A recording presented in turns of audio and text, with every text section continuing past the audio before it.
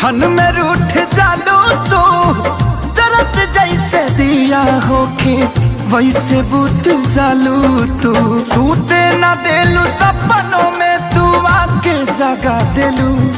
तोहर दिल हो कि चार जर कतही लगा लेलू। तोहर दिल हो कि चार जर कतही लगा लेलू।